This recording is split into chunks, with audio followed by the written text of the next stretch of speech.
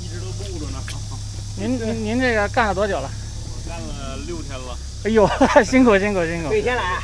天天来呗，真不容易。哎。在我生活的记忆中，发大水总是一件与我非常遥远的事儿，只是停留在电视和网络上。那还是98年的洪水，我17岁，所有记忆中的画面和声音都只停留在灾难片的印象里，模糊且与我如此遥远。但这次不一样了，它就发生在身边，我决定让记忆留存。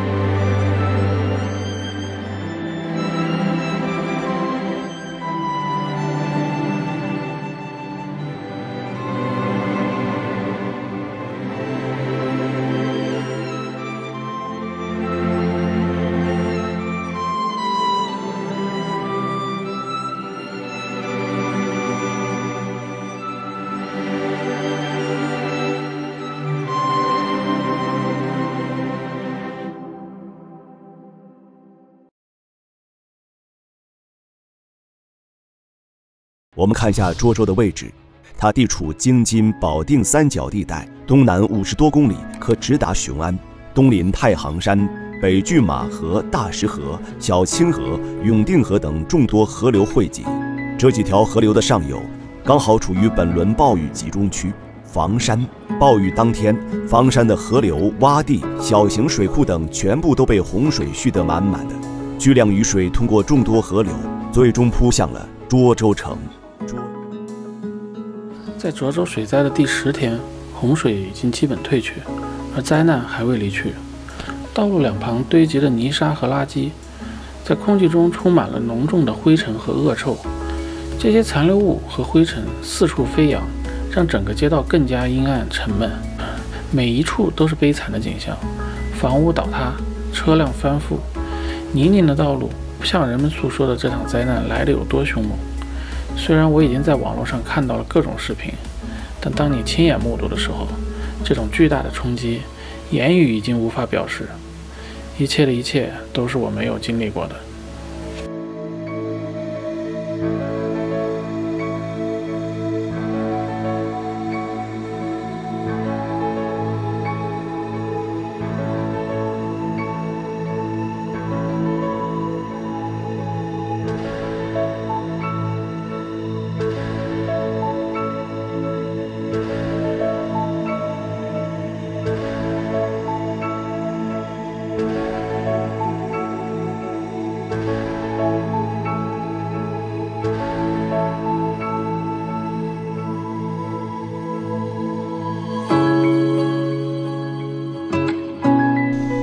在路边看到的惨状只是灾难的一个表象，而我们到了村里，这里才真的让人心疼。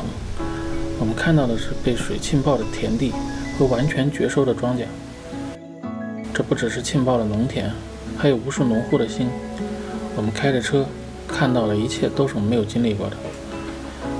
我也从来没有来过涿州，眼前的一切让我无法联想正常的时候这里应该是什么样子。或许和中国的其他城镇一模一样，或许以后这里会焕然一新，但是我觉得此时此刻的景象已经让人无法忘怀。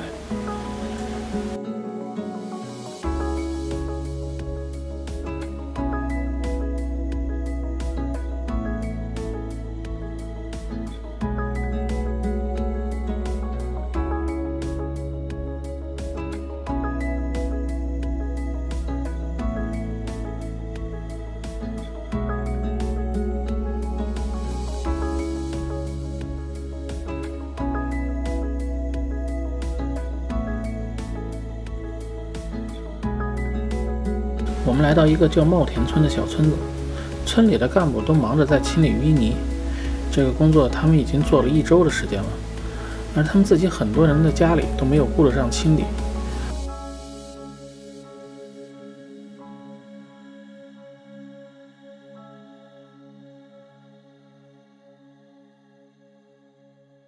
因为当时的我回家，水进了村了，进了我院了，我还到家，也干了这一天了。如果耽误我有一点时间，我的车一个都跑不了。就是为了忙村里的事儿呗，啊，对吧？为了村里的，明白。没办法。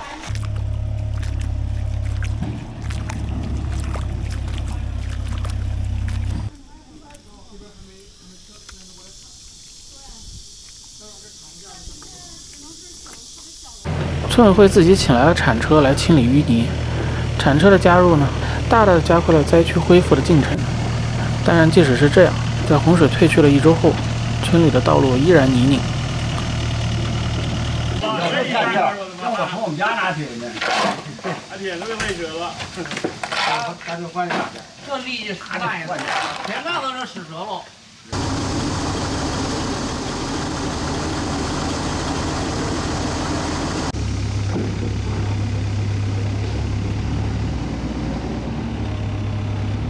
我们在记录过程中遇到一个普通的村民，他也不会游泳，但是他在自己已经获救的情况下，寻找救援队，返回村里救出了他们村里100多个村民。我震惊于他的勇气，却也不知道这个勇气从何而来。我想，他应该是把整个村子当成了自己的家，才会毫不犹豫做出这样的选择。村的人没吃没喝都出不来，都认为说没有事，所以呢，我是连夜是1点多撤出来的，因为那水已经到我们村了，我看来不及了。然后我带着老人，我们家的我妈我开着车出去的。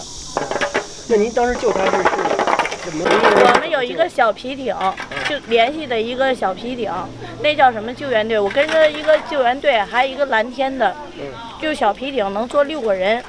开着，然后就让他们给我们来救的。对，就是他们要着急救别的村的人，然后我们2个人就是恳求他说，我们给你拉去也行，说你必须得先把我们村150人救出来。然后呢，这个部长还同意的就是那个船就是给我们运出去的人了。我们当天我是最晚的一个回去就是到那个救援的那个就是没有水的地方是8点多，当天晚上雾特别大，回来的时候看不见道儿，那个蓝天救援队的跟着我去，回来的时候我们撞了2次树，那会儿水特别的大，我都有我那脑袋就是磕了大包了都，现在下去了。我都有记录，那个水雾的真的特别大。天救援队的跟着我去救人了啊！谢谢这2位师傅。进入村庄了呀，大家放心吧。这是咱们村的现状，在哪儿呢？往前就没法那什么了，水少了，没法开了。你们都在哪儿呢？快过！您家现在什么情况？我们家现在就是家底屋子全部都扔掉，然后就是院了，现在就是把都清出去了。如果地板屋的都沉下去了，上网收不行了。我们本来是想静静地记录一个灾后的现状，但村民们对我们的热情让我们完全没有想到。见到我们带着摄像机，仿佛见到了救星，都纷纷给我们拿水和拿吃的，都还邀请我们去家里拍摄一下受灾的情况。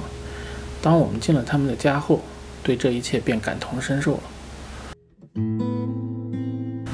我们知道家没了对一个中国人，特别是中国农民来说意味着是什么，这么多年辛苦的劳作和积累都没了。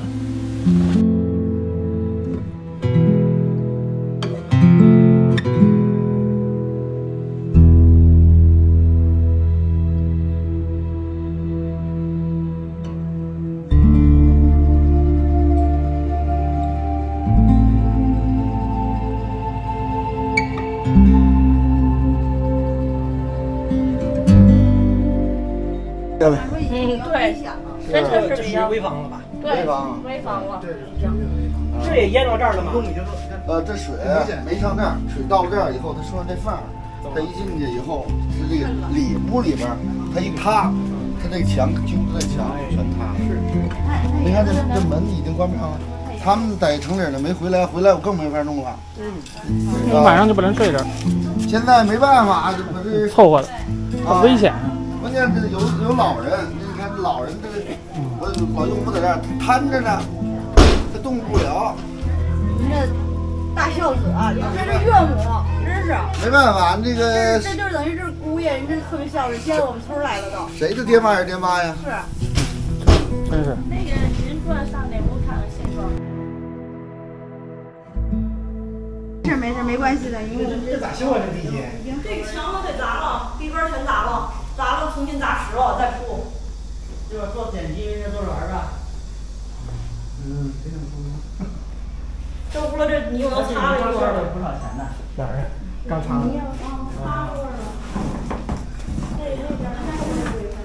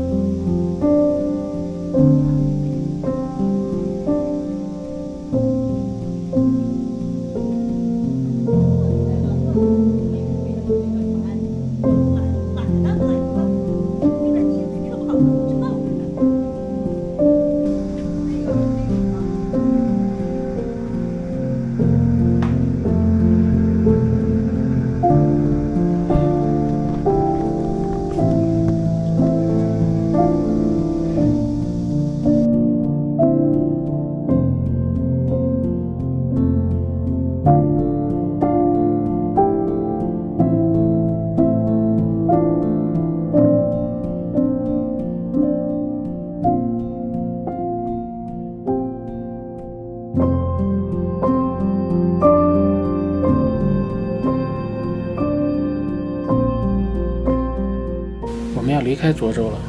8月的天气炎热，在灾区的拍摄让人身心疲惫。我想我们可能再也不会来这里了。但我脑子突然出现一个问题：这里的大多数人活了一辈子都没见过这么大的水，那未来涿州将会有什么变化呢？他们的生活又将会有什么变化呢？这里还是他们那个赖以生存和深爱的土地吗？